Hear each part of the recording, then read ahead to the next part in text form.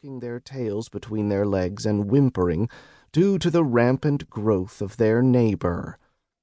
"Regent Mother," the cavalryman bowed deeply, "I have a report from the front for you."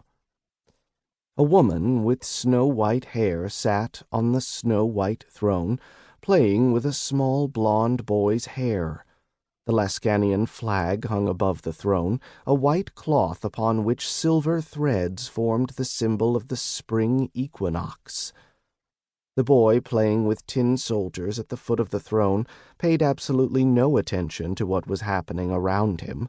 The 3-year-old was too engrossed in his game to be distracted by minor changes in the snow-white hall, such as the appearance of the cavalry captain, who still reeked of gunpowder.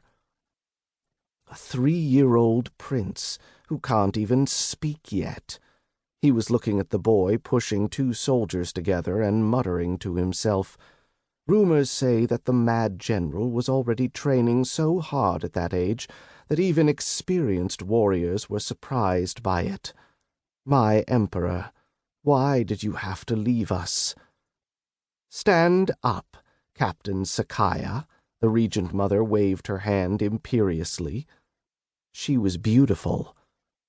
The difficulties and trials of the last few centuries had left deep wrinkles on her narrow, sharp face. Gray strands had appeared in her hair, her fingers had become knobby, and her narrow waist wasn't as narrow anymore. Even so, she was still one of the most beautiful women in the 7 empires.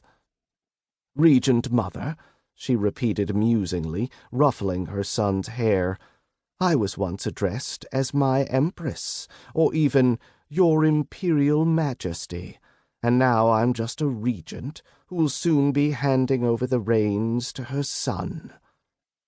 Captain Sakaya, who was not only the regent's confidant, but also the go-between that she and the head of the Foreign Affairs Office used, was able to maintain a perfectly neutral expression, but in his heart, as he looked at the carefree boy who hadn't even been given a weapon yet, he couldn't see the benefits of such an upbringing.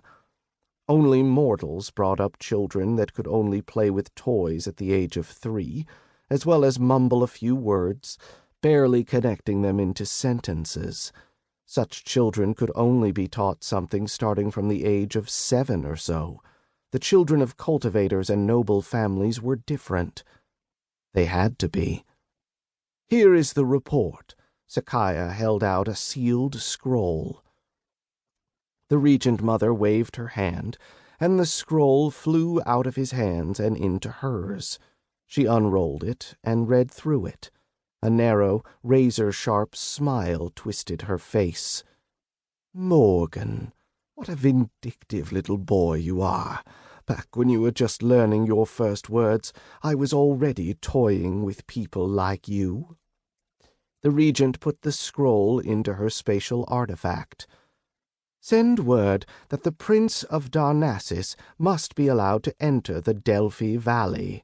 He must gain a foothold in our factory, after which—" her smile became even sharper— "we'll proceed according to plan, Captain Sakaya, and soon we'll have such good leverage over Morgan that all his petty schemes will no longer be of concern to us." "Of course, my Empress," the cavalryman bowed. His words snapped her out of her contemplation of the distant ceiling. Arching her right eyebrow, she gave Sakaya an appraising look. "Do you know why, after all these centuries of working as a secret agent, you're still alive, Sakaya?" "I don't," the captain replied without straightening his back. But he did.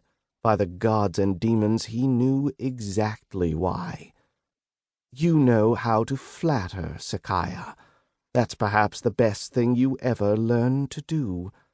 That was one of the reasons. Now go." The regent pointed toward the exit. "Deliver the report to the border forts. The fleet is already assembled, and so are the stone warriors. Let them leave no trace of the orcs behind. I put up with them on our border, but now they've done their job and let more..."